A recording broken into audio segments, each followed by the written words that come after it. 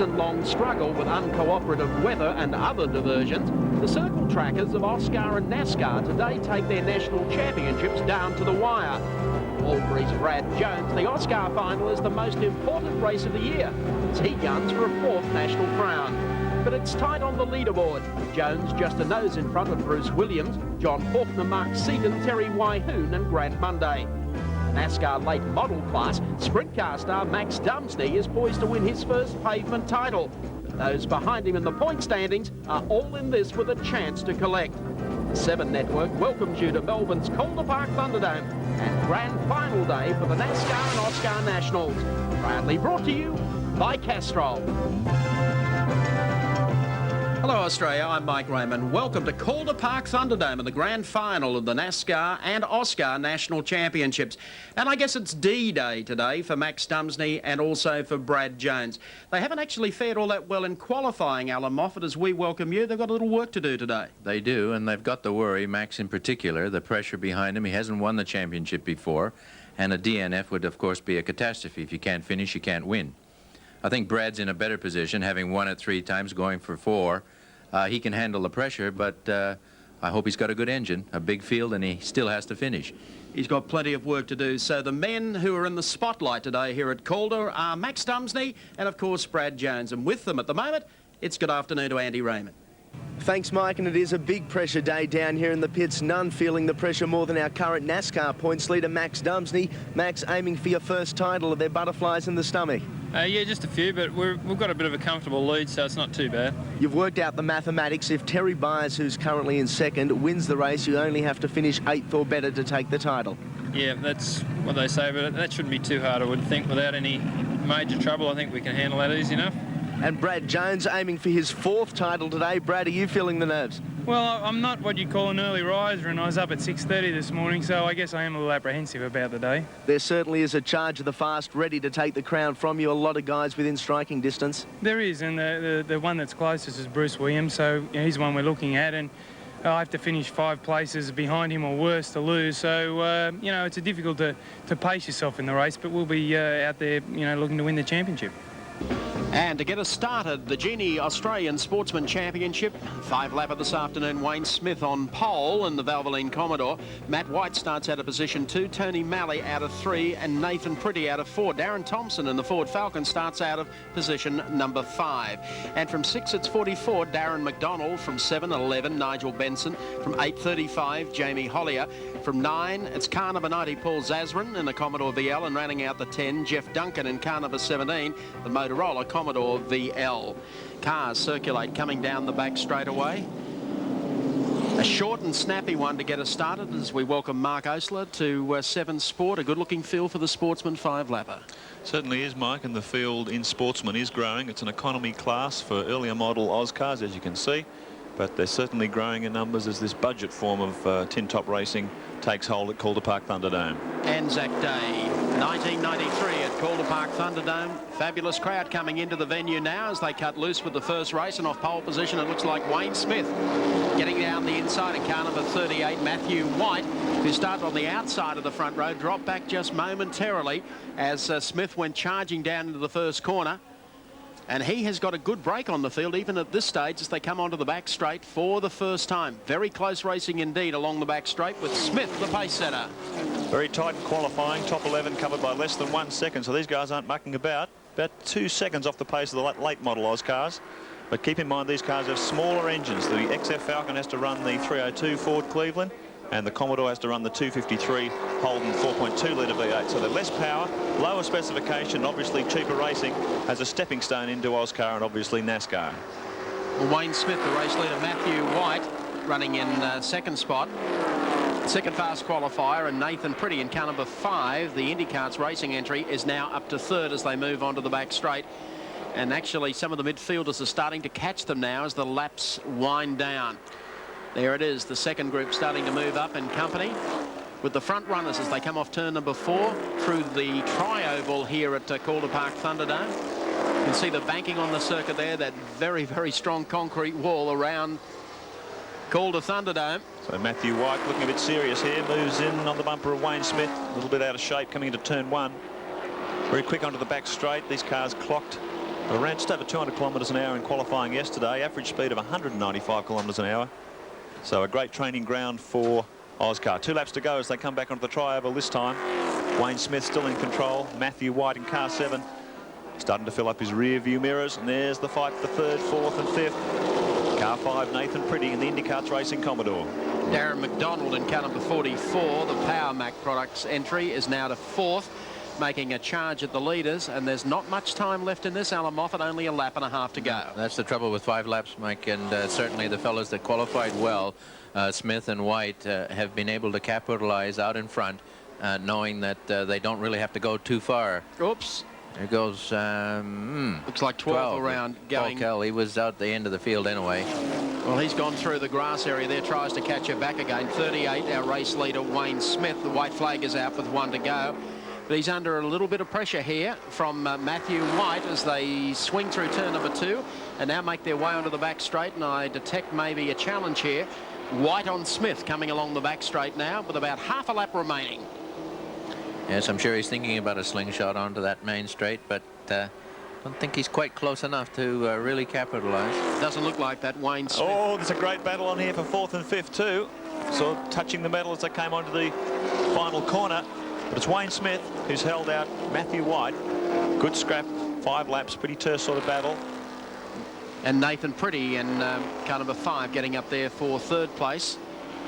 But a good drive there from pole sitter Wayne Smith. He comes along the back straight as we check them out for you on our race score. Wayne Smith, the winner. Matt White finishes in 2nd. Nathan Pretty did a pretty good job there for 3rd. Darren McDonald finished back in 4th, and Tony Malley was 5th. And we'll be back at the Dome in just a tick or two.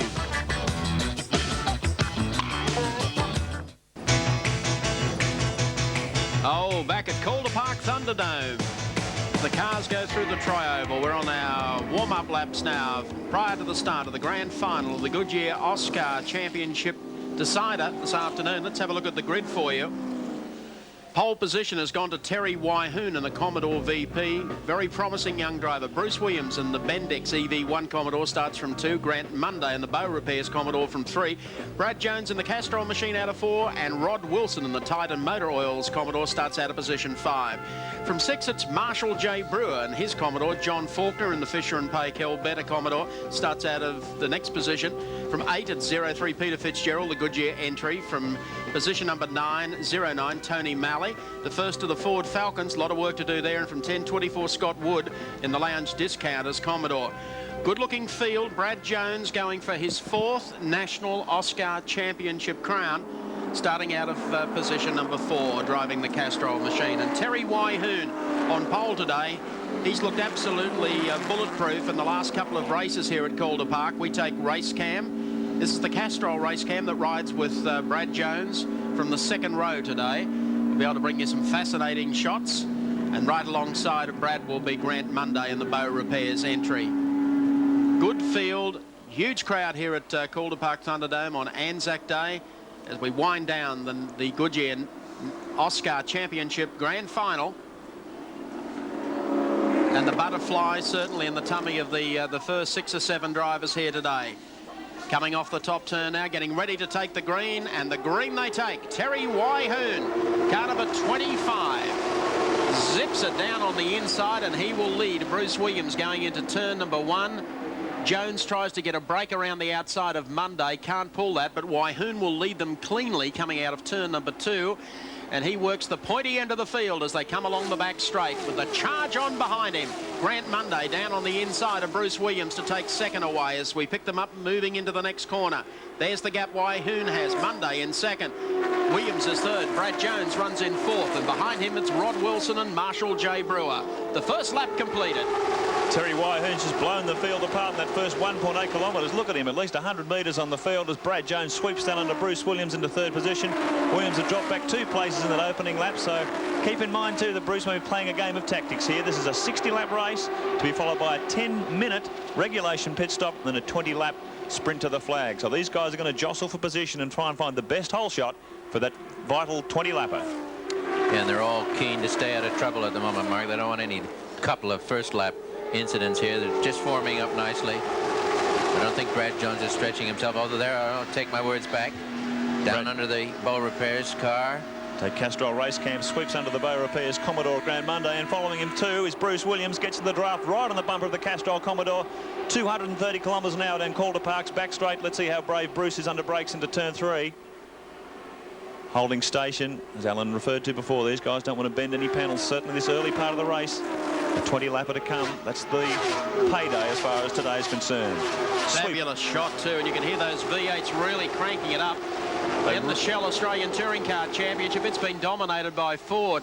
There's some joy for General Motors and AUSCAR and NASCAR because the Commodores, the Holdens, and of course the Chevys hold sway on the oval down here at Calder Park. But let's see whether or not Brad Jones can close up behind the man who leads this race, and that's Terry Wyhoon, a young guy who's got immense talent. Could probably do with plenty of sponsorship support, and he would be a discovery for a prospective sponsor, let me tell you, for season 93-94. Well, he's certainly doing on a shoestring budget. I know that Peter Fitzgerald actually gave him a couple of tyres yesterday afternoon so he could complete the race today. Pretty outstanding effort from this guy from Corranborough in Victoria as we take Castrol Race Cam once again. And the 3 times AUSCAR King, looking at his 4th title today, closes in on Terry Wyhoon. Look how hard they're working here. And boy, are they getting some speed out of these cars. 17 of them under 1 second in qualifying, and the top 3 cars under the existing lap record. Boy, are they going quick. That's true. And actually, really, we hear the vibration coming right up through the grandstand here into the commentary box. It's a funny feeling, almost as if we're driving by the seat of our own pants. Yeah. They really shake the Thunderdome, and Thunderdome is quite an apt term when these things get out on the track. Thousands of horsepower, big thundering V8s coming past the grandstand each time. It's a fabulous sight and certainly fabulous sounds. They're coming off turn number 4 now. Terry Wyhoon leads from Brad Jones, and in Brad Jones' draft, it's Bruce Williams in the Bendix EV1 Commodore. Hope you're enjoying 7's same-day coverage of the AUSCAR and NASCAR Grand Finals from Calder Park Thunderdome here in Melbourne. Beautiful weather conditions, huge crowd still pouring into the venue here this afternoon as they work the back straight. And there's Terry Wyhoon, car number 25. Well, Brad Jones is getting very close now, though. You can be sure of one thing, Mike, if this fellow's had to borrow a couple of tires to get into this race, then he's certainly got a good feel for everything else that's in his car, because he's probably hand-polished every nut and bolt. Well, at the moment, here's Jones down on the inside. The race cam showed the pass. So Brad Jones in the Castrol Commodore goes through to lead Terry Wyhoon. Bruce Williams still runs in 3rd. Grant Monday is 4th. Marshall J. Brewer is the next one back behind him. And then it's Rod Wilson. That's the order as they scoot along the back straight, heading up into turn number 3. Bradley voiced some concerns in qualifying yesterday about the strength of his race engine. Said it was probably a little down on revs. They checked it last night, couldn't find anything. Bradley had some concerns this morning about just how much speed he'd have on board. But looking here, these 3 are checking each other out, I'm sure. See what they have in reserve for that final 20 lapper. Well, the big thing with any champion, Mark, is you've got to be able to set up for the race. You can be disappointed about not doing your absolute fastest lap in qualifying. Somebody else might be on the front row. They feel good on Saturday night, but the fellow that sets his car up for the race is the one that generally gets the checkered flag more often than the others. Bradley Jones has certainly proved to be the professor, I guess you could call him, of Thunderdome. 3 times NASCAR AUSCAR champion, I should say, and an absolute devil around this 1.8 litre bowl. So Terry Wyhoon tucks into 2nd place. Bruce Williams, a watching brief, in 3rd. Actually, Williams' car today looks just a tad loose, getting out of that turn onto the back straight. He's had some good performances here over the last couple of events, Mike, and I don't think we can count him out of it, but you're dead right. He is looking a little taily there. 10 laps down, 50 to go as they come across the tri-oval once again, getting closer and closer at the front end. Don't they whip 10 quickies off round here? All at about 31.9 to 32 seconds for the AUSCARs, and then, of course, the NASCARs are down into 27 seconds. Bruce Williams blew his new race engine earlier in the week. He's got the engine they call the Little Baby, meaning that's an old specification unit, and it's probably down about 30 horsepower, he believes, on Brad Jones, but he's certainly got plenty of race speed on board at the moment. He tucks in behind Terry Wyhoon. And Grant Monday, very impressive performance from the Beau Repairs Commodore in 4th position. So there's your top 6. And Bruce Williams trying out Terry Wyhoon. He'd have more than half a bumper beside him. I don't know about the little baby. He's no dummy when it comes to passing. Oh, he did that very nicely. You saw how he just sat on Wyhoon's back bumper bar. Didn't make life terribly uncomfortable for Wyhoon. And a nice sporting move there. Wyhoon saying, well, now that's the way you do it. I'll try it myself. Well, Terry started on pole. He cut a quickie yesterday, but he's gone back a couple of spots, and I have a feeling that the guys behind him have the same thing in mind that Brad Jones and Bruce Williams have got, as Williams down the inside of Brad Jones' Castrol race cam. Wow. Shows you Bruce Williams zippity-doo-dah down through the inside there, and he's gone through to take the lead and opens 2 car lengths, doing it as he moves onto the back straight. We've had one around sideways up off the exit to turn number 4. They're 93 getting down the bank there. Rod Dawson in a bit of trouble, but he's kept it off the wall, I think. A few of them ran for cover. They brought the yellow out, so all that's tyres lighting up. It was a case of Smokey Dawson off the 4th. More smoke than anything else.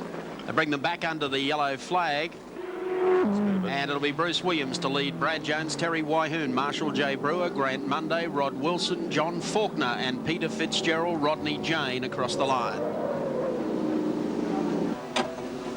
In the pits, Rod Dawson's crew goes to work trying to pull some of that bodywork off the wheel and tyre, where he's had a coming together with another vehicle and scraped the wall up there in turn number 4 after getting it around sideways.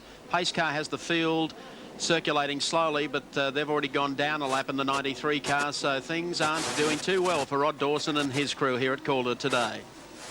Pace car about ready to come down pit lane, and that will open the track up for action again. Marshall Brewer, who's made such a run through the field here in car number 69, or 02 I should say, gets out and starts running quickly. Terry Wyhoon moves to the outside, may pay the penalty, being caught wide here as everyone tries to dive down the inside and pass him.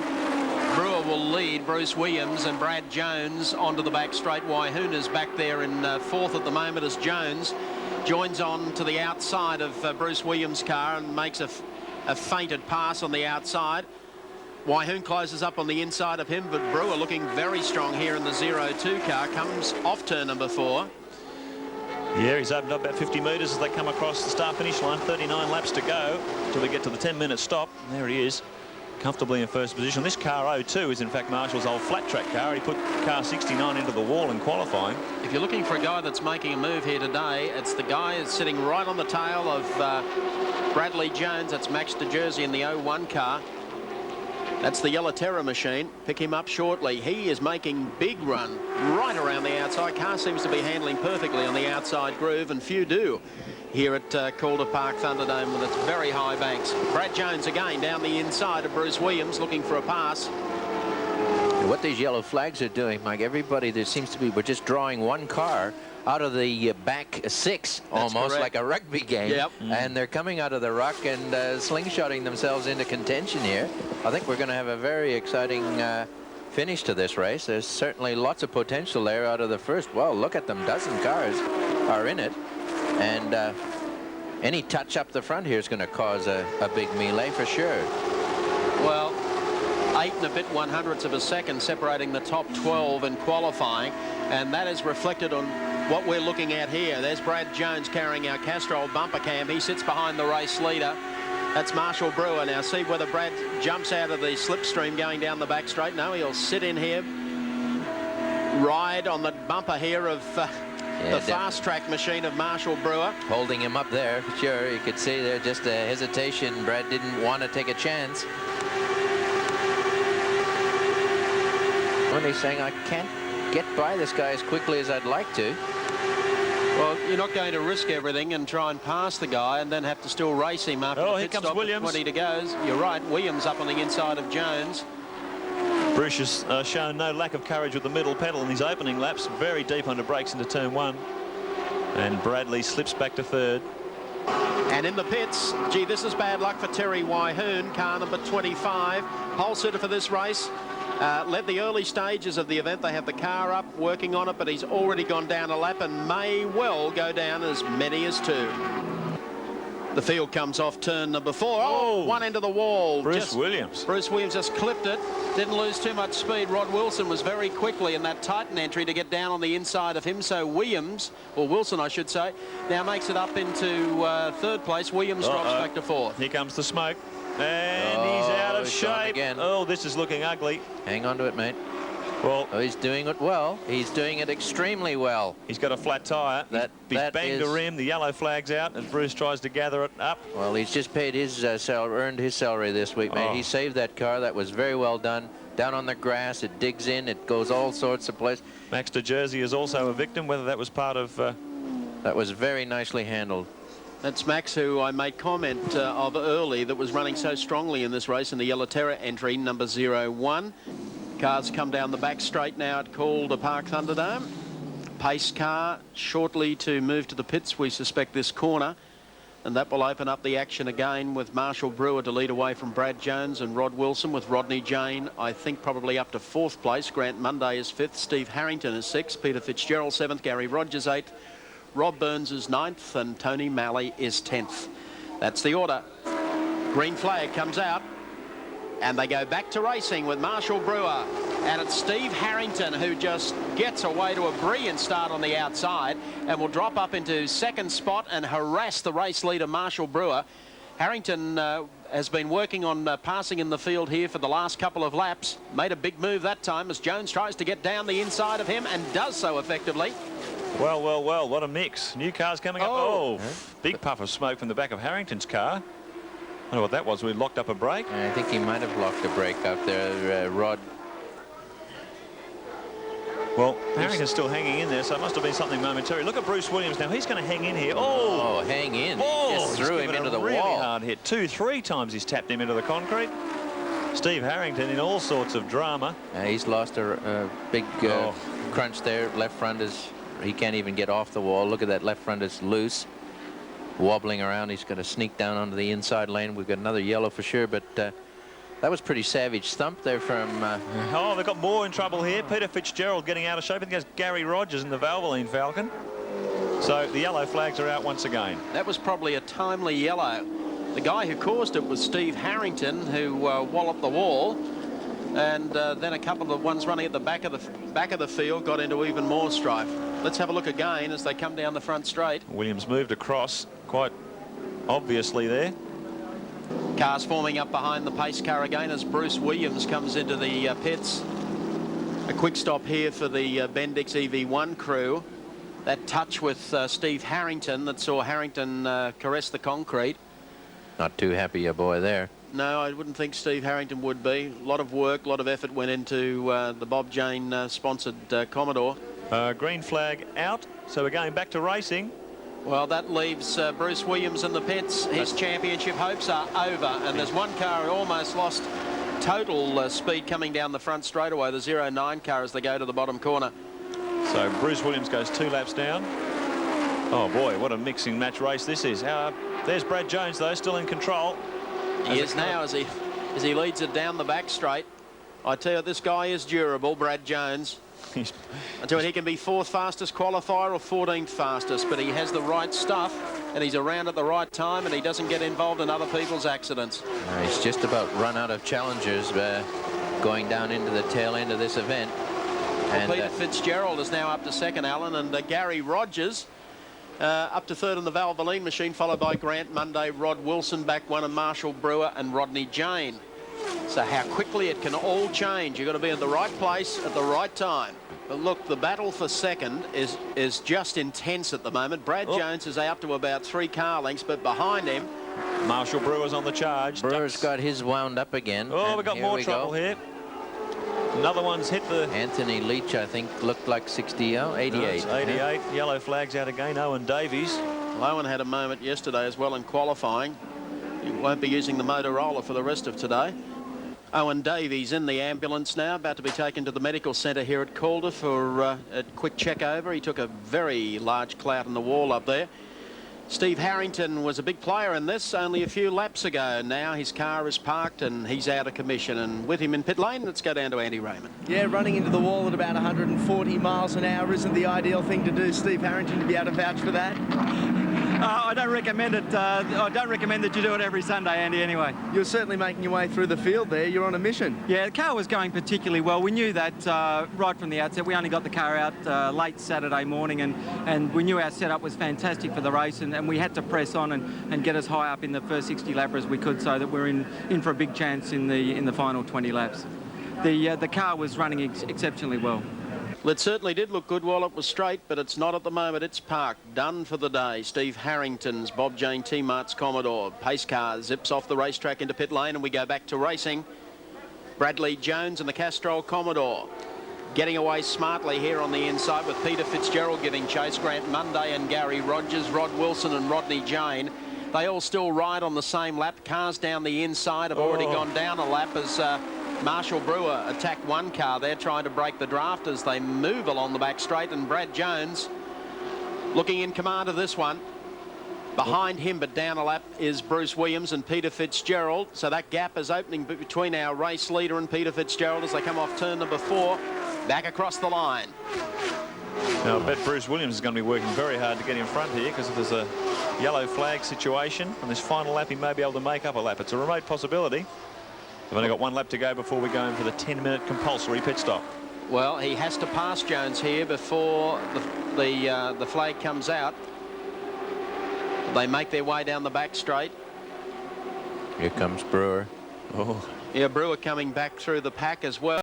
And Jones looking like he has kryptonite on his mueslis. He's so strong here today. They come off turn number 4. Pit stops coming up, and Jones will lead them to the pits. Clear of Peter Fitzgerald. Grant Munday in 3rd, Rod Wilson 4th, Gary Rogers is 5th, and 6th is Rodney Jane in car number 7 as they head to the pits. And then we have a 20-lap sprint to the finish. And there is the man who's dominated 3/4 of the race so far, Bradley Jones and the Castrol Commodore. Can he do it for the 20-lap sprint to the national flag?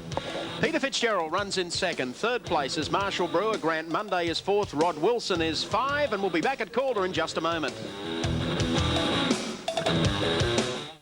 Back at Calder Park Thunderdome, pace car on the racetrack. They're ready for 20-lap sprint to the checkered flag and the grand final of the Goodyear AUSCAR Series. Bradley Jones sits at the pointy end of the field in the Castrol Commodore. We take our Castrol race cam. Well, Brad, you're 20 away now from AUSCAR title number 4. Confident? Yeah. Well, I am. The only thing is I got Bruce pretty close to behind me, and he's nothing to lose and everything to gain from where he is. So hopefully I can keep him there. And other than that, you know, I don't have a problem in the world, Mike. So the car feels good? The car feels very strong. I should have got a better night's sleep. I was just too worried, I think. All righty, go have a good one. Thanks a lot. So the pace car brings the field down the back straight towards turn number 4. The car will dive off into pit lane, and they'll go back to a racing green. 20 laps to decide the Goodyear AUSCAR Championship for 1992-93. Brad Jones leads the pack as they come off turn number 4. They build up the pace. Marshall Brewer, Peter Fitzgerald are in there to keep Brad Jones honest over the distance, but they're ready to go. And Jones gets it out smartly, very smartly indeed, and opens that up by a couple of car lengths as they head down into the bottom corner. As they sweep in there, Peter Fitzgerald running 2nd in the Goodyear entry. Marshall Brewer back in 3rd, sits behind John Faulkner.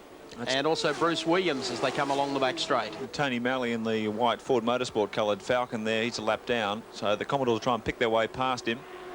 But Bradley Jones showing all the form of the Thunderdome master that he is.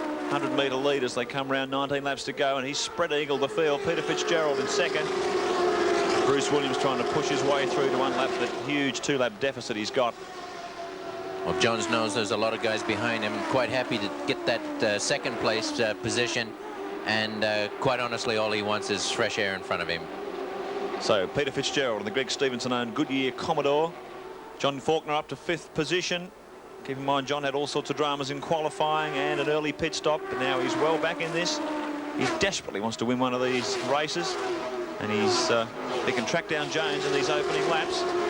In a strong position to do it. Where is he? Should be in amongst that pack with Grant Munday. So Marshall Brewer into the draft of Bruce Williams. Keep in mind, Bruce 2 laps down. Peter Fitzgerald gets shuffled back to 3rd.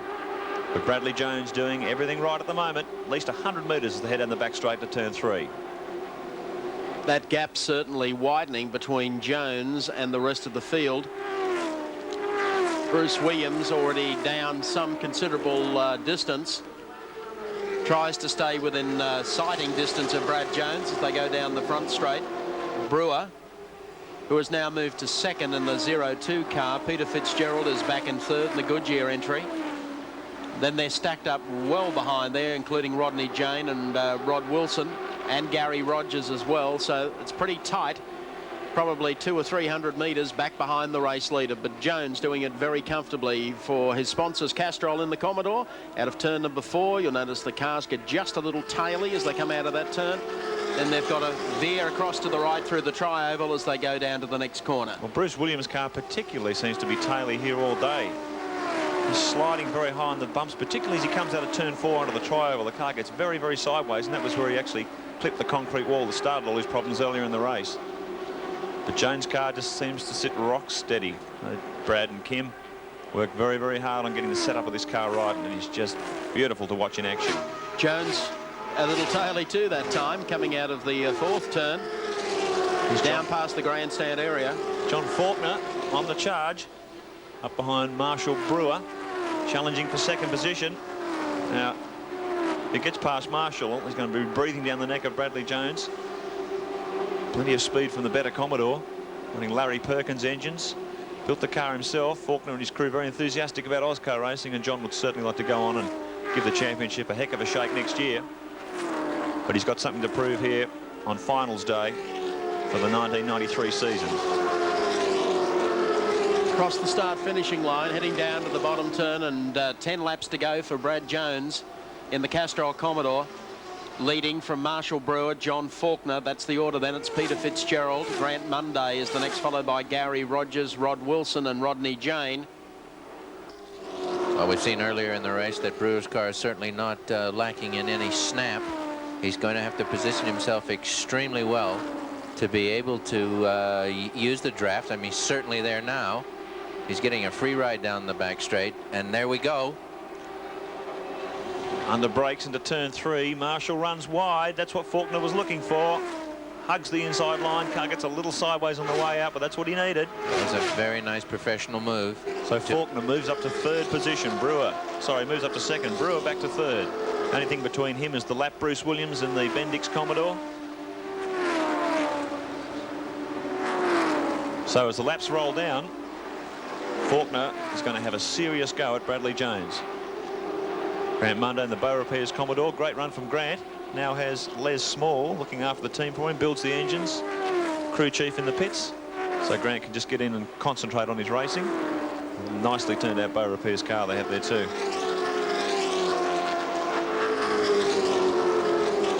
They've got 4 laps to go. Bradley Jones, the race leader, and also the Goodyear AUSCAR Championship Series leader, comes along the back straight.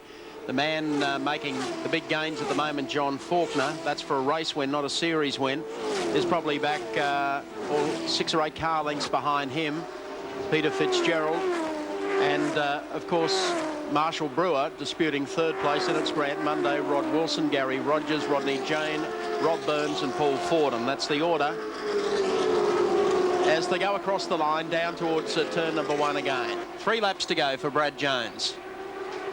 The gap about static at the moment. Faulkner really driving the wheels off his car, trying to pull back the race leader Jones and come up with a win here in the grand final this afternoon. That would give him a trophy, but it won't give him the championship. He's taking some big chunks out of the lead here, and you can see he is absolutely on the ragged edge. He's throwing it around. Almost, I think he just clipped the wall on that last lap. He's certainly brave enough. And this is the spot of the circuit where you see these cars are so busy, and they're down low, 24-degree banking, the car getting pushed into the asphalt, foot hard down as they get on the accelerator coming out very quick into turn 3. Well, the Jones team will be absolutely crossing every finger they've got. This is when the engine builders really prays for no mishaps, and Brad will be hearing all sorts of things. There goes Faulkner. Through Rod Wilson. So Rod Wilson's gone off on the tri-oval. You can't see that at the moment, but he's getting it back together. There he is, back onto the circuit. A little bit of drama for Rod, but he kept it straight. At the same time that John Faulkner overtook Bruce Williams to get him out of the way. Keeping in mind Bruce was 2 laps down. So there Brad Jones starting to pick up the tail enders, and he's got John Faulkner hard on his hammer as we take Castrol race cam. And look at Bradley looking in the rearview mirror. He can see Faulkner coming through. He's right on his bumper. This is an unbelievable charge, and this is the race pace that John said he had all weekend, and now he gets a chance to prove it. Well, here they come along the back straight. And Faulkner certainly the man on a mission here to try and come up with a win here this afternoon. Jones won't want to enter into any of this. He'd rather probably pass up a race win here today, but still pick up the championship. Although there's a lot of races still left in Bradley, let me tell you, as Faulkner comes down the inside. Castrol race cam shows it all. Couple of laps still to go, and Faulkner will go through and take over the lead. Very brave under brakes when John Faulkner really got on the middle pedal. Look at him, he's all over the place. Look at the car working hard, sliding and shifting as he gets the power on out of turn 2. 240 kilometres down the back straight. Bradley's not going to go any braver into turn 3. Faulkner just picks up half a car length. That was a very brave move and very well executed. I think Brad Jones has taken the wise decision. Well, there's a few John Faulkner fans in the grandstand. We just had a big cheer as they came past the tri-oval once again. Very bold move from Faulkner. It certainly was. They come out of the bottom turn now onto the back straight. Faulkner up against the wall. Jones trying to catch a draft, and Bruce Williams gets all excited about this. He can join in the draft here and maybe even pull a lap back. No shortage of grunt from the better Commodore 2 using Larry Perkins' engines. Oh, look at the car just step out of line as he comes into the tri-oval once again. He's right on the ragged edge. Well, Bradley will be aware of that. They'll take the white flag, which they do at the moment, heading down to the bottom corner. Take Castrol. It all depends if Bradley wants to go for a race win as well as a series win. He sits in tight here. He'll have one shot. It'll be down the inside at the end of this straight. But I think Faulkner's got a little more horsepower. That Castrol Commodore, Gary Rogers has gone around sideways. Will he come back up the bank? No, he'll hold it down the low side and keep out of harm's way. So race goes on. White flag still out. Faulkner just finding locks of oversteer as he gets out on the concrete. Bradley Jones is going to win this. Yes! Jones up the inside uses a lap car. Ralph Ferrara, a lapped car there. Bradley Jones saw it coming. Championship status. What a fabulous move, Bradley. You've won it. I don't think Bradley can believe this. Unbelievable. I saw the traffic and I was trying to establish if John was on the same lap, and he was on the same lap. He went to the high side. You decided to duck to the low side, and I reckon you've beaten him by a hubcap. Yeah, there wasn't much in it. I was, well, I'd rather be lucky. As Jonesy says, I'd rather be lucky than good. Yeah, well, I think I've heard all that before. Never mind any of that. That was a championship move, mate, and a champion you are. Well done. Thanks, Alan. I appreciate that. Yeah, that was a fabulous drive. 4 in a row. You must be very proud, and I know your brother would be too. It's a great moment. I'm really, really proud. Thanks, Mike. Okay, well done, Bradley Jones. So the cars return to the pit area. What a grand final for the Goodyear AUSCAR Series. Confirming the placings for you. Brad Jones, the winner of the Castrol Commodore VP. John Faulkner placed second today. Marshall J. Brewer fighting third, followed by Grant Monday. And rounding out the 5 was Rob Burns and the Commodore VN. And we'll be back to talk to not only Brad Jones, but John Faulkner after the break. Welcome back to the Calder Park Thunderdome. Winners or grinners, I've got 2 winners with me here. The AUSCAR Grand Final produced plenty of entertainment. Second place, but by the narrowest of margins. John Faulkner, congratulations.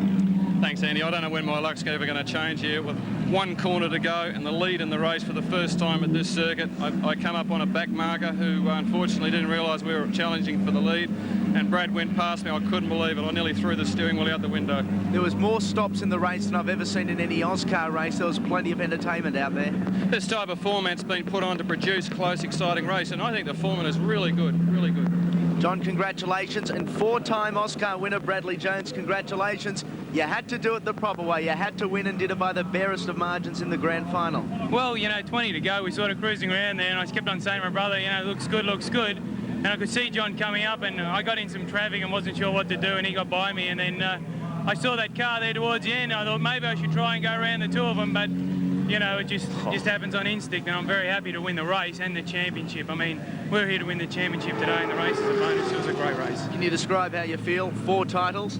You know, it's really the whole team, everyone put in. You know, I'm just the last piece that does a bit of work, and the car's always great. We've only ever had 1 DNF the whole time we've raced here, and it's an exciting feeling. I'm sure the boys will be celebrating tonight. Okay, the Holden Wise Australian HQ Holden Championship up next. 10 laps.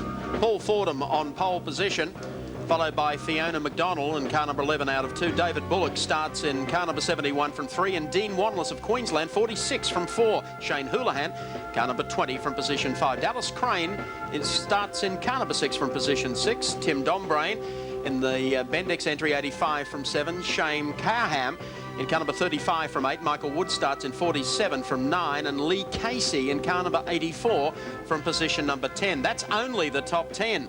Let me tell you, we've got something like about 44 starters for this race today at Calder Park Thunderdome. 10 laps the distance. A huge race, and I can't believe that this is going to go green to checkered flag without an incident. That gives you some idea of the banking here at Calder. Let me tell you, it is quite steep as they start to build up pace now. And here comes the fighter squadron, the Holden Wise HQ Series goes down to the championship final. Paul Fordham away very, very quickly. Dean Wanless got up there, got away to a pretty good start. Hard to call numbers when you have about 32 of them all dicing for the lead here as they enter the first corner. We can tell you Paul Fordham, though, has taken the lead as they exit turn number 2. And here they come along the back straight. What a fabulous sight. 44 HQ Holdens all sorting for position down the back straight, averaging about 180 kilometres an hour on this 1.8 kilometre bowl, so they're reasonably quick for a stock standard car. And one getting way out of shape. He's headed for the concrete. Here he goes, and he's going to come down the racetrack, is he? There's plenty happening behind him. Shane Houlihan gets collected in the door by Fiona McDonald. Now they've all gone into a frenzy. There's 6 or 7 cars off the racing line. Smoke billowing there. Yellow flag is out, as you would expect. Cold tires and ambitions a little bit mixed up with ability. 17 Paul King getting out of harm's way. Well, let's have a look at this again. Shane Houlihan all on his own. Whoop, whoop. 3 or 4 tank slappers. Gets the back around. Brushes the concrete. Fiona McDonald with nowhere to go. Obviously hard on the brakes. Buries into the door. That's okay. She's protecting him from even a worse fate. He goes down the racetrack, spins everywhere. The pace car comes out. Let's have a look at take 2. Car number 11, Fiona McDonald, sits in the pits there waiting for some attention. She, of course, was involved in that. It's a great shame for Fiona, second fastest qualifier, and caught up in the melee on turn 3 on the opening lap. Crew working feverishly to get her back into the race. Pace car comes off turn number 4, will duck into the pit road, so the Holden Wise race goes back under a racing green here at Calder Park Thunderdome. Paul Fordham getting away smartly with young Dean Wanless down on the inside, shadowing him as they go to the first turn. So Wanless skips up smartly here into second spot and moves up on the tail of Fordham, who Alan mentioned had a clear break over the field in qualifying yesterday. But if Wanless can sneak a rather cheeky draft going down the back straight, it might pay off for him. He did well here last event. He's got a good feel for the circuit. The banks don't seem to bother him too much. And it looks like he's determined to press on here today. 8 odd laps to go. Dallas Crane into third position with the black HQ. And you can see how hard these cars are working as they turn into the bank. Slipping and sliding everywhere. There's one up against the wall, car 3. Obviously in trouble from an early altercation, Mick Burns. So he's managed to roll down onto the pit apron. As long as he gets out of the way, the race will continue. 5 laps to go as they come onto the tri-oval this time. Paul Fordham showing a clean pair of heels, but the battle for 4th, 5th, 6th is not over yet as they come to the tri-oval. Once again, Dallas Crane getting challenged very strongly on the outside by Shane Cowham in the Rare Spares HQ. These cars are a little slower than AUSCARs, and they're able to take advantage of the full width of the track. AUSCARs tend to take the high bank. These fellows don't mind drifting down low, picking up a little bit of real estate. Michael Wood splits the atom, drives in. There's 3 wide as they come into turn 3. The atom, all right. Hold your breath, boys, he said. Here we go. Now there's that Mick Webb down the low line there. Mick will be down. Car 9. Oh, it's happened again. Car 49 in big trouble. Philip Smith. There's another one tangled up with him too. Another one spun in sympathy. They'll need the yellow for this. Oh dear. Oh, there's one heading onto the grass. He's got nowhere to go. Keeps the boot in, keeps the car straight. Crowd love this. Tri-oval, but the yellow flag will bring it all under control once again. All sorts of drama happens. Let's have a look at it in the replay. And it all looks fairly tame here. And there's a little clash, 38. Tap. Just a slight tap, that's all it took to get it started, Mark. Robin Tinworth gave him a tap on the rear fender. There's smoke and cars everywhere. And then, of course, all hell breaks loose once again. The pace car brings the field along the back straight. They'll go back to a racing green with 3 laps to the finish of the Holden Wise HQ series here at Calder Thunderdome. They've lost a few cars, but actually by the time you stretch them out in single file, they take the complete straight in half a turn. So anyone that's starting any further back than probably 20th isn't in this with a chance, and 3 laps to go. However, if they go without a yellow flag over the next 3 laps, it could make it interesting. It'll be Fordham to lead away. Dean Wanless looking for a run down the inside. And have we got a freight train going here? They've actually hooked onto each other's bumper and they're pushing each other on the way down into the first turn. Nothing in it. A bit of shunting down in the railway yards there on turn 1, but they've broken loose. So Fordham showing his qualifying form. Wanless in second. Mick Webb, the great charger we've seen in a number of HQ events here at Calder Park, in 3rd position. With 3 racing laps to go, anything can happen. They're going to be hammer and tongs. And there's one moving up into 4th position there too as they sweep onto the tri-oval for the 2nd last time. Oh, one out in the wide. Yes, and was able to get through that corner without losing traction. That's Fordham leading from Wanless. 86 getting up smartly here on the outside as they head down to the right-hander. That's Robin Keatley. Yep. Two laps to go. And Mick Webb in there pushing hard. But you'd need a lot of horsepower to go around the outside of the front-running 3. Keep in mind, this is a garden variety HQ Holden. Nothing fancy about these things, just customary safety gear, otherwise fairly stock standard. Well, Fordham looks good at this stage as they come off turn number 4. Keatley is always a big mover in this category. They'll take the white flag this time with 1 lap to go. Crowd warming to this.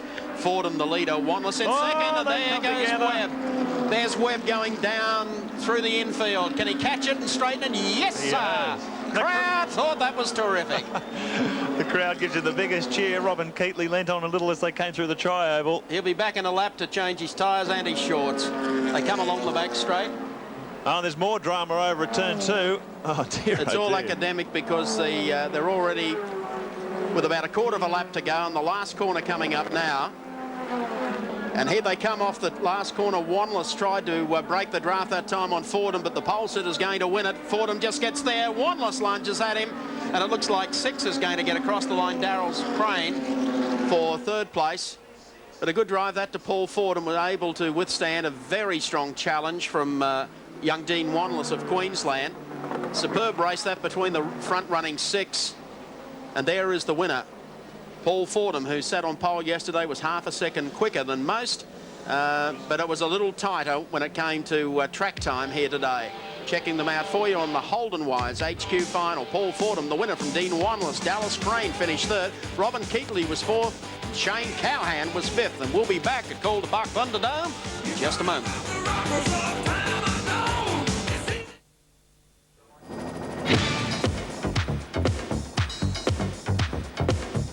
Beautiful day in Melbourne. Calder Park Thunderdome. We had plenty of action here today and plenty more to come. Mark Osler, the NASCAR Grand Final.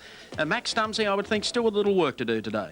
He sure has got a lot of work to do, but I think it's a shame too. George Elliott, so fast in qualifying. Last meeting and this meeting, it's a shame he's not more up in the points there. He could go for the championship as well.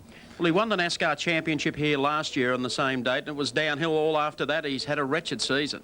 He has had it very tough on his new sponsor, Promar, there on the car. Very enthusiastic sponsors, but it hasn't been a great season for George. I hope he can make up for it today. I think he'd certainly like to win today. And one guy who's long overdue for a win here at Calder Park is Alan Grice, the Honourable Queensland member for the Gold Coast. And down with him in the pits, it's Andy Raymond. You never know with what we've seen today. It just could be Gricey's day. Alan, we saw in the AUSCARs a little earlier on, drivers being conservative for 60 laps in the big 20-lap sprint. Is that the go in the NASCARs?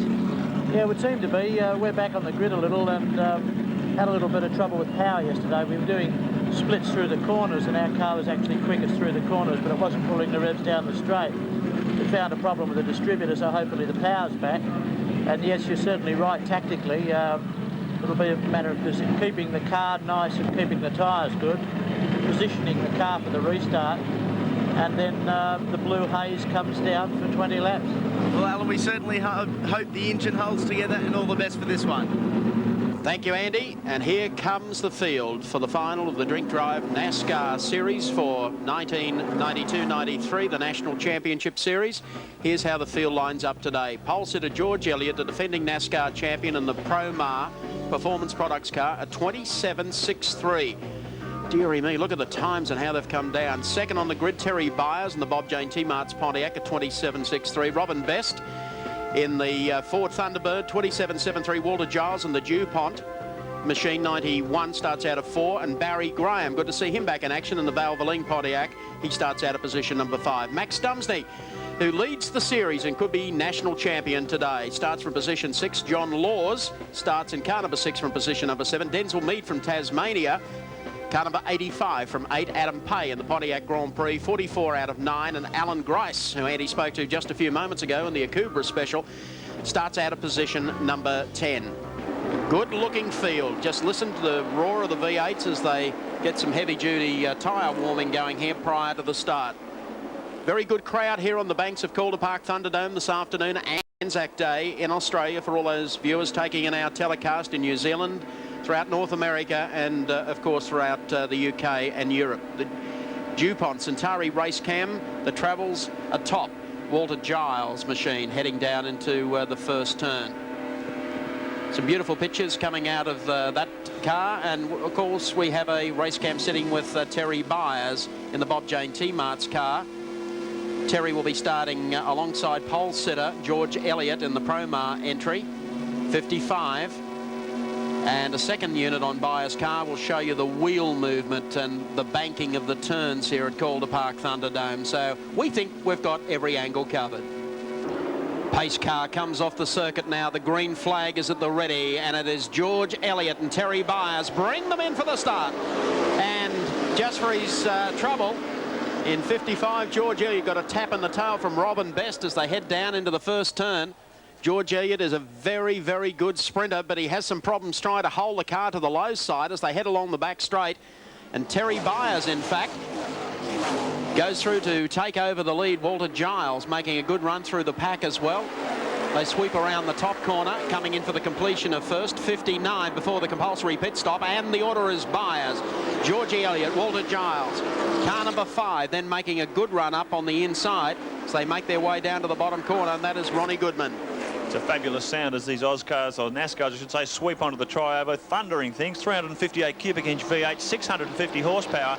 They really do shake the ground as they come past the spectator area. And Terry Byers showing a clean pair of heels in these opening laps. He really wants to get on with this. 2 laps down, Elliott now gets into the draft of Byers. Giles still back in third. Robin Best is fourth. They've got trouble here already, double O. And 2 of them out of shape. One goes via the infield. One is going down pit lane, the number 9 car. That's Tony Howlett. And the 00 car also in strife, and he goes to the pit area. That's what happened. One breaking away, I think, was the 00. Bang, straight through the side. Tony Howlett caught him. That's young Not too far for him to go. Young Brian Saylor in the 00 machine. Flagman now signals to the drivers. The green will be shown the next time around. And of course, as they move onto the back straight behind the Ford Pace vehicle, Terry Byers in the Bob Jane T-Mart's car, leading the NASCAR final today, the Drink Drive Classic, from George Elliott, the pole sitter. Walter Giles up to third in the DuPont Centauri paints car. And right behind him, as we take Terry Byers with our race cam, behind him, of course, is Robin Best from Tasmania. Then Max Dumsney. Right behind him is Barry Graham, Alan Grice. And as the pace car pulls off, we go back to racing. And Byers tries to stretch it. Giles moves up smartly now into the tail of George Elliott. And Elliott is a very strong sprinter around Calder Park Thunderdome.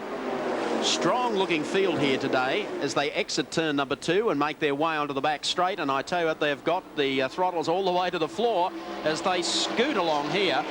Giles up in company now with George Elliott in the 55 car, the Pro-Mar entry, as they come off turn number 4. And Byers doing a fabulous job. The boy from Wollongong, car number 26, very tight at the front of the field, and Robin Best runs in 4th.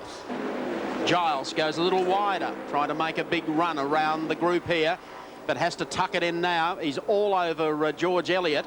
Plenty of speed coming today from Walter Giles, who probably gets the unlucky tag of all the drivers. He sure is. No shortage of speed from Walter over the years, but incredibly unlucky in race situations. He always seems to join someone else's accident or something happens in front of him. Let's hope his luck changes in the finals today. He has a problem. He's trying to get down the inside. 14. Neville Lance. Well, he's able to miss contact there with the concrete wall. We'll see whether he can pick it up and rejoin. Yes, he can. That will save the yellow flag. That was on the approach to the pit lane, so he'll get going again. Look at the bonnet on the Chevy Lumina of Walter Giles. You can see it flapping around in the wind. Very lightweight bodywork. All it does is form an aerodynamic skin over the base frame. And it's Alan Grice as well that's making the big move down the outside of Dumsney. So it's very, very tight at the front of the field. Oh, Neville Lance down on the inside line. George Elliott picks his way through. Alan Grice, the big mover. 09. Coming up on best, there's nothing over the first 4 or 5. Anybody's race still. Giles continues to shadow the Promart car. He looks as if he wants to get by, obviously. Just can't find a way around that blue Promart car. Bit of smoke billowing from the back of Grice's car too. Slower traffic. Walter just about alongside the rear bumper of the Chevy Lumina of George Elliott, but nothing he can do about it there. Gets on the gas coming out of turn 4 as they head for the tri-oval. 20 laps down, 40 to go before we come to the 10-minute compulsory pit stop. Walter Giles and George Elliott very evenly matched with race pace in this early laps of the race. They're certainly twisting those engines tight, Alan. Yeah, motor's screaming, Mike, but good reliability. We don't see many engine failures here. Look at this. Walter quicker off turn 2. Same carbon copy of what we saw just a moment ago. George Elliott obviously a little bit braver under brakes as Walter gets a better run coming out of the turns. Well, he does, but he's got Robin Best on the outside of him. And there is Best coming down now, trying to take one away, which he does. And Alan Grice is the next one behind him in the Akubra entry, number 09. Now, I'm interested to know what's happening with Alan Grice, the 09 Pontiac. Every time it puffs a big billow of smoke as he turns into turn 1 when the car's loaded up on its suspension. Not absolutely sure what's going on there. We'll keep an eye on it. Meanwhile, Robin Best has taken away that much sort of position from Walter Giles. Well, it'll be more than Mayday here if these two get tangled up. Yes, they're a week early. Alan was referring before how much faster the cars are going. A good indication of that. Robin Best was once the reigning NASCAR champion, and he really has been pushed down the order a bit over the last couple of seasons by just dint of the extra speed his competitors are getting out of their cars. It is becoming quite competitive at the sharp end of the NASCAR field. And these cars are incredibly fast. Mightn't look that way from the high shots on television, but the noise generated by them, and you'll see the way they zip into the turns. And they don't stop all that flash, let me tell you. If someone gets out of shape in a turn and you unsteady the car by applying the brakes violently, well, you can just guess where you're going to wind up. Here comes Best. Best up on the inside of Elliott. Well, he has done what Giles tried for 6 laps to do. So Robin Best, the Tasmanian with the Talladega accent, moves up now to put pressure on Terry Byers, who leads the race. Elliott is 3rd. Grice is 4th.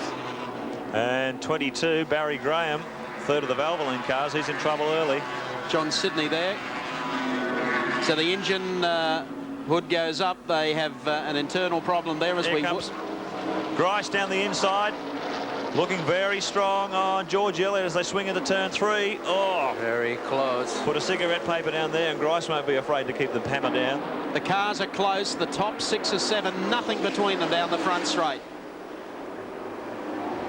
as they head into turn number 1 again. Let's check them out for you. Byers leading this one just from Robin Best. George Elliott is 3rd. Grice is 4th. Max Dumsney is 5th. Back here in just a moment. The pressure on now. On the inside, Terry Byers fighting for the race lead from Robin Best down the front straight. Grice is now up to 3rd. Elliott back to 4th. Dumsney is 5th. There's the lead being disputed down in the first turn. Second group here. Giles in the pits. Problems for Walter Giles with the DuPont Centauri car. They're under the car there. Major disaster for Walter on grand final day, and the race continues. Down the front straight again. Terry Byers in car number 26 actually has opened up a bit of a gap, and Robin Best is falling back into the hands of Alan Grice. As Mike alluded to earlier, George Elliott, a very fast sprinter around Thunderdome, but in race trim, he's struggling a bit here. Fastest man in qualifying, and he's slipping further and further down the grid, and that was quite a substantial overtaking move by Max. George is in trouble. Yeah, each lap he's gone down one mark. He's not looking healthy at the moment. So Terry Byers hanging on to first position. Robin Best in the Ford T-Bird in second, and Alan Grice. Don't forget, Grice, he won the opening round of the Summer Series this year. Since then, he's had all sorts of problems. Fighting his way back through the grid in a very competitive third place, and Grice, among anyone else, would want to take this final out. Oh, he will. He's keen. They come along the back straight. Byers trying to set the pace just to stay there to the 60-lap mark, pit, and then run for broke in the final 20. Turn number 4 again. Best is a dab hand at being able to get around here, but Grice has a car that he is working the inside so effectively with.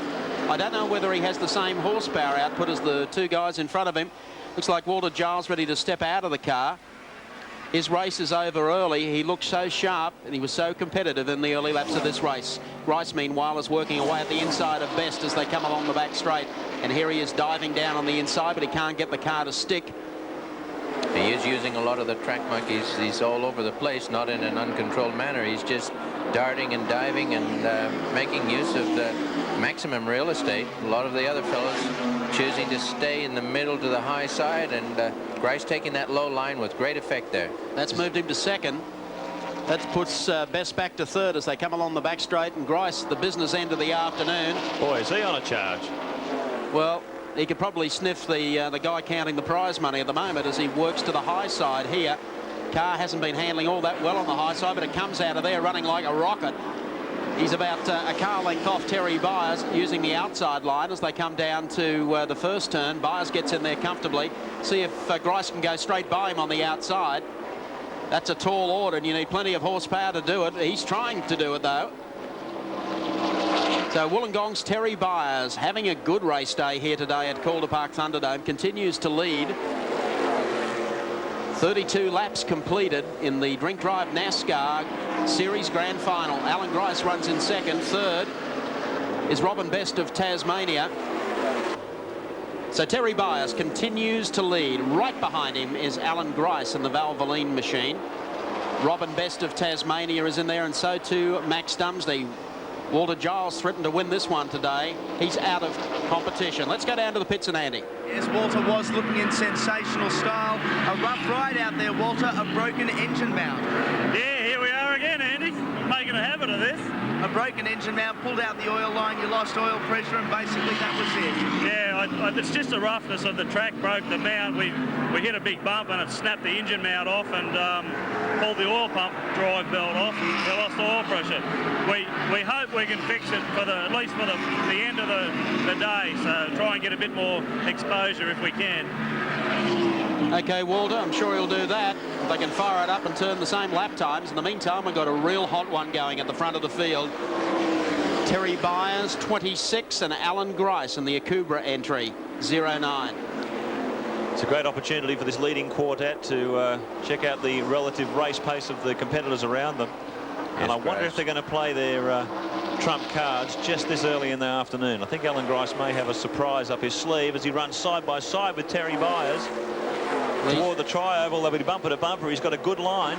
Well, I tell you what, he fairly zoomed off the fourth turn. Crowd loved that down the front straight to see the guy go straight around the outside.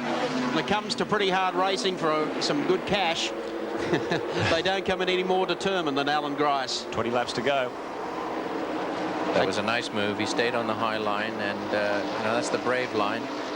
Didn't look too good in the middle of turn 3, but as he came down over the tri-oval and hit turn 1, he had the Moz on 26. It's just an indication of the confidence that Grice has in this chassis too. The fact that he can run high and low, and off the ideal racing line, there's usually a bit of rolled rubber sitting up there, and Grice goes up there with complete confidence, it seems. So the race trim, this 09 car is looking very strong. Looking good, and a good confidence, good confident run from Grice. I think the change to radial tires, Mark, has certainly fallen into Grice's lap. He's accustomed to that in his other forms of motorsport in Australia. And I think he's really been able to get the maximum out of his Pontiac Grand Prix using the latest Goodyear radial tires. Well, you'll notice Grice uses all of that wide exit out against the wall as he comes off turn number 2. It's a face that we haven't seen in motorsport at the top end for over 12 months. Alan, of course, stood for local parliament in Queensland, was elected first shot up as the honourable member for Broadwater. The man with the Akubra hat, and he's even picked them up as a sponsor as well. It's good to see him. He's internationally credentialed in just about everything, sporty cars and touring cars, and qualified for his first ever World 600 at Charlotte. That was absolutely outstanding, and he just loves this form of competition. And I'm sure you'd agree, Alan, he's the sort of guy that if you want to go race, he'll race you as hard as he can for 99 of 100 laps. Yes, he does focus on how many laps it is to get to the finish line. He's a thinking driver. He's a brave driver, and he can be a hard driver when he has to be.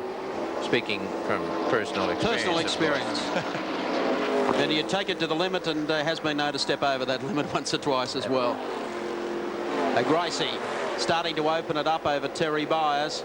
Terry Best, or Robin Best, I should say, running there in third, and here he is making his move down the outside of Terry Byers, and Max Dumsney waiting to see if this works out. Now he knows you can get by Byers on the outside, but you need some horsepower to do it at the end of the straight. We'll see whether Dumsney can pull up onto the tail and effect a similar pass.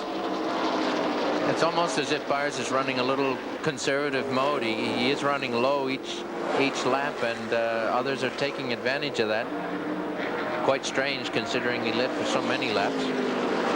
But there goes Best well and truly past him. Behind this leading quartet, Denzel Mead in 5th, Adam Pay, the old NASCAR winner, and John Laws. So there's plenty of variety in the pack behind the leading quartet, but these guys have all the speed at the moment. Pretty evenly matched on race pace, and no doubt they're going to play their trump cards after the 10-minute stop. But Alan Grice has shown enormous confidence in this Valvoline car. I think they look fabulous in this setting, the NASCARs. They're obviously purpose-built for this super speedway, very high-banked asphalt racing. I'm yet to be convinced their forte is on road courses, because if it was, I'm sure Bill France and the NASCAR organisation would take them onto more than 2 road courses a year, but he doesn't. You're absolutely right about that, Mike. The cars at Daytona, Talladega, Charlotte are just a superb sight, and they've developed the formula in the South to a point where they don't have a race that 100,000 people don't go to. I think Bob Jane's done a superb job here getting this formula up and running in Australia, but has definitely got another agenda moving them off this oval, I'm sorry to say. No, I think that people need to be convinced. On the Gold Coast once a year, of course, they play support role to the Indy cars. But on this oval, and very steeply banked oval, they are just superb to watch. Just a different branch of motorsport that are in their right location here. And one would think in time to come how a floodlit race would look around this place. Oh, yeah, absolutely fabulous, and flashing around in 27.5 seconds. You don't have to wait for them. You certainly know no one's yawning in the crowd. There's the gap. They've got 10 to go. And we're trying to show you the gap between Alan Grice and the rest of the guys as they come through. Grice, of course, in the 09 car. There he is coming along the back straight, putting a lap on George Elliott, who was up chasing the lead in this race. Yep. What seemed like only 20 or 30 laps ago.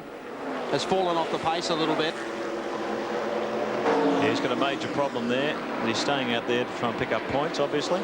Byers still trailing Robin Best, so Best runs in second, Byers third, Dumsney is fourth. That's that order. In 5th spot is Denzel Mead, the veteran from Tasmania, in car number 85. Adam Pay not too far behind him in 44.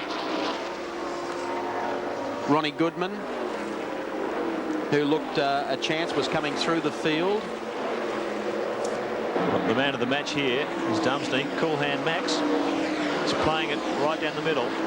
Knows where he wants to be. The championship means more to him than the race, I'm sure. Yeah, you can't blame him for that. A little bit conservative today, but we know he can do it. He won in fine fashion here last event, and not taking anything away from a thinking drive here, and just being a little conservative, a little cautious, running behind the leaders. Here we go. A big challenge for second position here by Terry Byers on Robin Best. Here that 6-litre Chev revving very hard as they come on the tri-oval. Yes, they don't get much breathing space, do they? The motors, it's basically set the thing on cruise control, and providing the thing can pump up at around about 8,000 or 8,500, twist them as tight as you can, hold the tyres on the racetrack, and hang on for the ride. As long as it can crank up about 650 horsepower. Yeah. Well, it's got a lot of weight to pull. These cars weigh 3,600 pounds. They are extremely heavy, but part of that is their inbuilt safety, Alan. Yes, the roll cage inside is absolutely superb, much stronger than typically employed in a standard Group A car. The roll bars around the driver are I was going to say international standard, but certainly American standard, and these fellows can withstand a T-bone at great speed, something we don't do in the Group A field.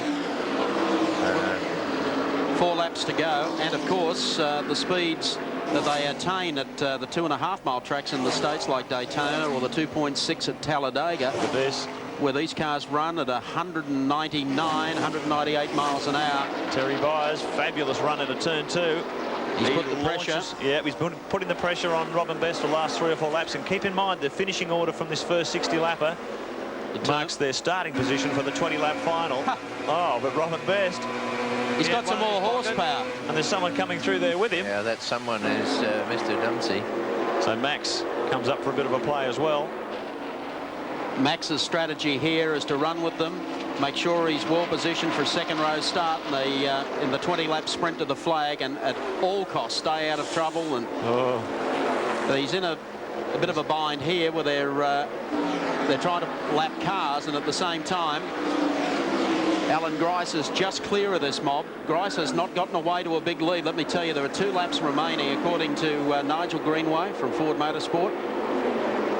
They swing onto the back straight. We've had a hell of a race going here. This has probably been the tightest and closest race we've seen at Thunderdome for the NASCARs. Yeah, good clean run here, Mike. 30-odd laps without a yellow flag. And the fellows that have got that engine reliability are dialed in extremely well. There goes Max through on Robin Best. Yes, Robin gets pushed back another position. So Max, all of a sudden, that conservative run, and he's doing it behind Gricey. He's doing it all at the right time. He's aware of the white flag starting position. Max is a racer, so he wants to be in the prime spot after this 10-minute stop for the 20-lap sprint. They should take the white flag this time down front straight away. Dear. That's Grice. See, unusual thing there, Alan. The car just pitched in a straight line. Well, he could have just picked up a bit of that sand and gravel. He has been being very cheeky on the low line, and, you know, there was sand put down on the track, which we haven't seen happen very often. He might have just got a little bit of that. He recovered quickly, but I can be sure that his heart was in his mouth for a second there. They're coming in to finish off the first 60-leg segment. As they come off turn number 4, it is tight. Nothing between the top 4, and as they take the checkered flag, it is Max Dumsney over Alan Grice, Robin Best, and 26 Terry Byers. What a finish. Car number 5, Max Dumsney. What a winner of the first leg. Second spot going to Alan Grice in the Akubra of Valvoline Pontiac. Third, Robin Best of Tasmania. Fourth was Terry Byers, and fifth, Denzel Mead of Tasmania. We'll be back at Thunderdome in just a moment. Back here at Calder Park Thunderdome, cars ready to just about come out for the final leg of the Championship Series. Max Dumsney continues to lead. Let's go down to Andy Raymond with Max. And Max Dumsney have come through the field from 6th to 1st. We've got 20 laps of full-on NASCAR racing. How are you feeling? I'm feeling quietly confident at the moment. The car feels really good. I don't know what else to say. We're just doing a few fine-tunements to the chassis. We've got new tyres on. Everybody will have new tyres on, so we'll just play it by this. This car loves about 50 or 60 laps. That's why it came on strong at the end there. Who knows how it's going to end up after 20. Max Dumsney still with a bit of work to do. Alan Grice 09, the field coming out now to line up behind the pace car. 20 clear racing laps to resolve the Drink Drive NASCAR Championship Series for 92-93. Ready to drop down to the pits, which it does, and the green flag now comes out for 20 laps of sprint racing to resolve the NASCAR Championship. Max Dumsney, the Valvoline car, number 5, roars down into turn number 1 with Alan Grice in hot pursuit behind him in the 09 car. Robin Best was through the turn very smartly indeed. He'll move up to 3rd, and Terry Byers under a lot of pressure from some other drivers still running in 4th. Now Dumsney may well have the sprint capability here as he comes off the 4th turn, reels off the first, 19 laps to go. And Dumsney looks like taking this one down to the wire. Grice in 2nd, and car number 11, Robin Best, runs a very close 3rd. Well, this will be all over in less than 9 minutes, Mike, if we see a clear run with no yellow flag. So these fellows have got a lot of pressure on them, and Max out in front with a championship at stake. He'll be feeling the weight of this field coming down on him. But obviously he's elected to make this run, and he's doing it in fine style. Well, as Max said in that mid-race interview, he's feeling very comfortable with the setup of the car. These NASCARs have an intricate number of adjustments you can make to them, and obviously they've got the setup just right, as Robin Best coming under fire from Alan Grice in the Valvoline Pontiac, and Terry Byers down the inside. So Max Dumsney now sets the pace. Well, these 3 guys are going to squabble over the championship result and also 2nd in the race. Now, Byers has been strong all day but faded in the last couple of laps before the pit stop. He's come back with 2nd vengeance here, but Best looks quite capable of being able to go on with this. Fresh tires and only 20 laps to go. They've all got a little bit better grip, and that's evident with no one out of control already. They sweep through turn number 4, down past the packed grandstand. Dumsney, Best, Byers, Grice. That's the order. Then Adam Pay back there in about 5th spot. Walter Giles, you can see there too in the DuPont Centauri car.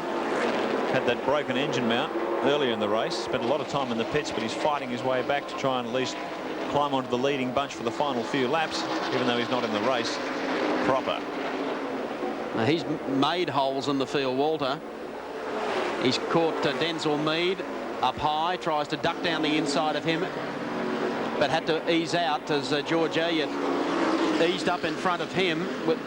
There's Elliott slowing. Giles got caught making a run and then had to slam on the brakes to miss contact with the back of his car. Poor old George has had problems. Not his day. All day. Dumsney coming up on a group of cars. There's Terry Byers as we take the 7 Sport wheel cam. The 00 car off to the left. This gives you just an idea of the dynamics of a NASCAR. Look at the deflection on that tyre.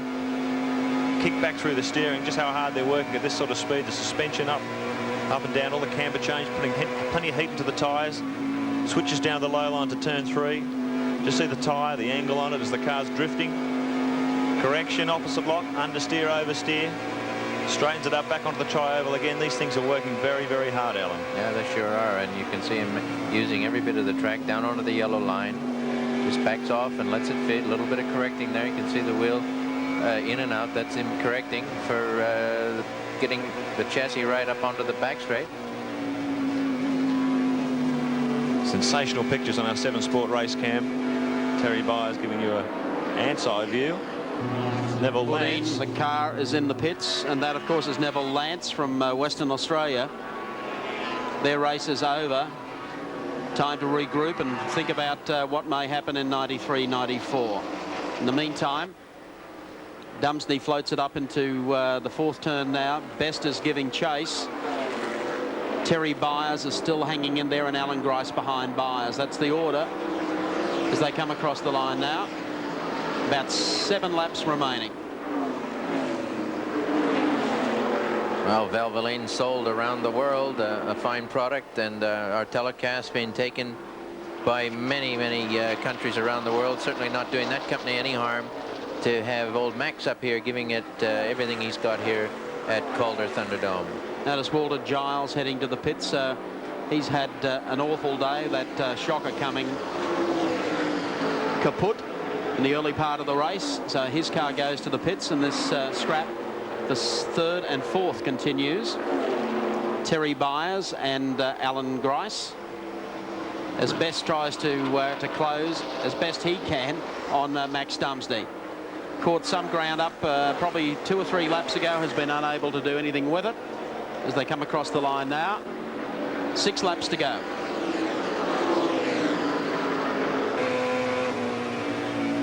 Terry Byers, Barry Graham, who's down a lap, pulls one of them back on Terry Byers as he gets a little taily on the exit to the back straight. Well, Barry Graham's no stranger to Thunderdome, Mike.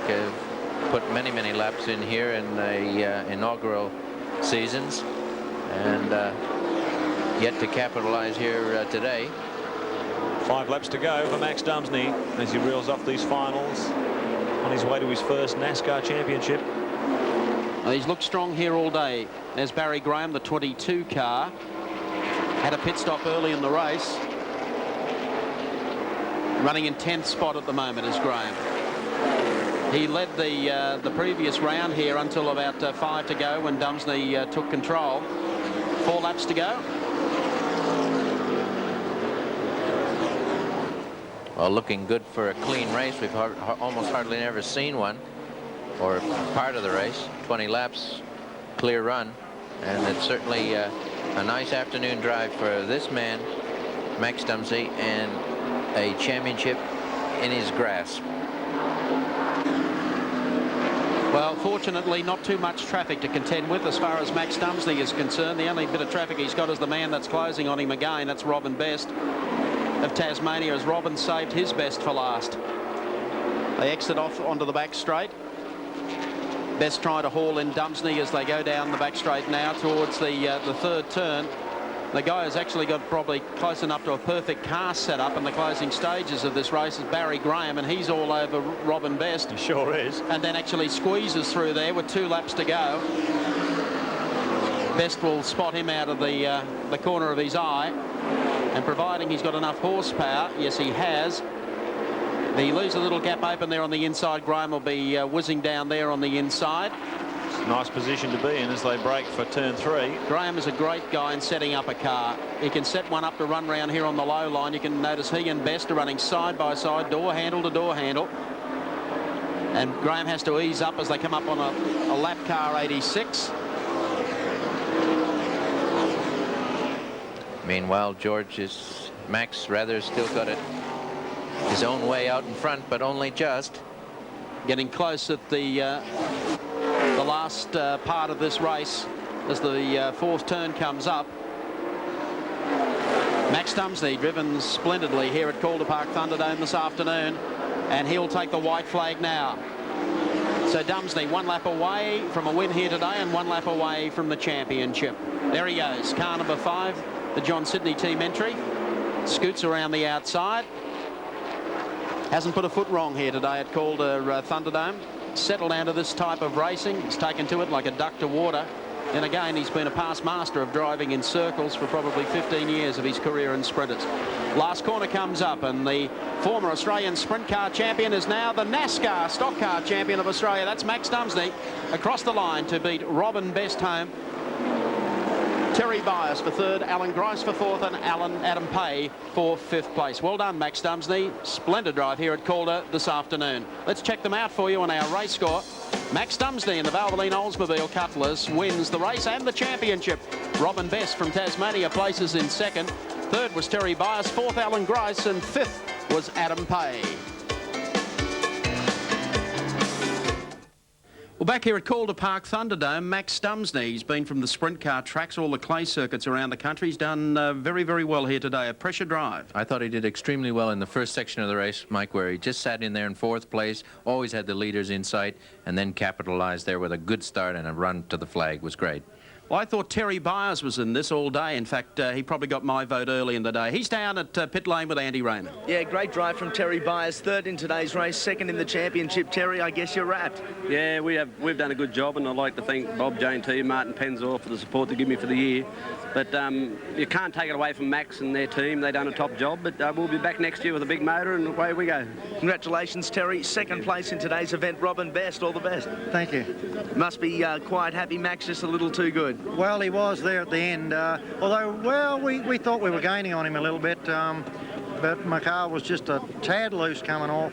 But all in all, we had a good day, and we had a good showing for our sponsors, and you know, we're very, very pleased. And I'm very pleased for Max. You know, he's going to be a great champion. And Max Dumsney, his very first Australian NASCAR title. Congratulations, buddy. Many people said earlier this year, you're mad for missing the Australian sprint car title to race around here. You've proved it wrong. Yep, sure have. The car was fantastic. The boys did a great job all week, and it was really fast. Like, we weren't the fastest during qualifying or anything, but I was quietly confident with the car because it was just feeling so nice. It wasn't doing low 27s or anything like that, but it was really fast and it felt great.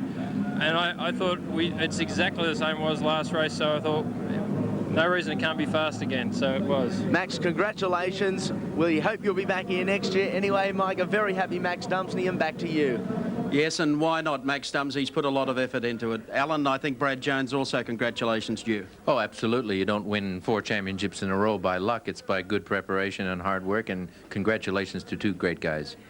Well, don't forget, of course, we go touring car racing in a couple of weeks' time, May 16 to be exact, at the Winton Motor Raceway. Alan Jones leads the point series for the Shell Series over teammate Glenn Seaton. We can promise you a rare afternoon from speed at Benalla. Until then, Mike Raymond on behalf of Mark Osler and Alan Moffat, we'll see you next time on 7 Sport.